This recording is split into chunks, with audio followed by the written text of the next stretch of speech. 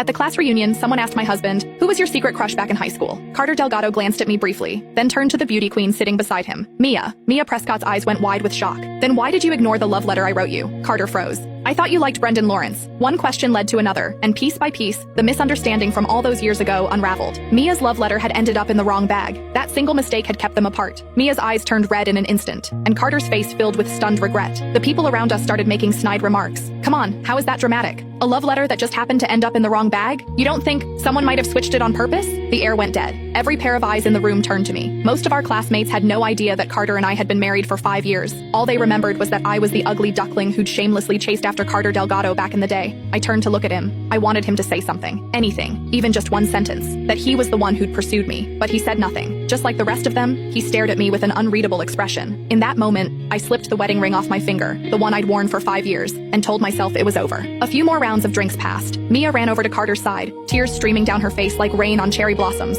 and they poured their hearts out to each other. "I can't believe it was all just a misunderstanding. If only I'd written your name at the top of that letter. Then you wouldn't have thought that the person I liked was someone else." Carter's gaze was heavy, full of regret. No one could have predicted it, that things would turn out this way. Mia grew more emotional, drinking more than she should have. Carter stayed beside her the entire time, gently patting her back, even handing her a glass of hangover remedy. From start to finish, he never once looked at me. The excited chatter around us swelled. Who would have thought? A crush that fizzled out years ago actually gets a second chance 8 years later. So the Delgado prodigy from our business school really did have a thing for the Prescott beauty queen. If they'd gotten together back then, their kid would probably be in preschool by now. Then someone else chimed in, voice dripping with spite. "Exactly. If certain people hadn't thrown themselves at Carter so shamelessly, maybe those two wouldn't have spent all these years apart." Their gazes drifted toward me, one by one, not quite direct but impossible to miss. I clenched my fists, pressed my lips together, and said nothing. The whispers continued. Then one of the more outgoing classmates slid into the seat beside me, leaning in close. "Serena Whitmore, was it you? Tell the truth. Did you swap the love letter on purpose so those two would miss their chance?" My expression turned cold. I was about to say it wasn't me, but the crowd erupted before I could speak.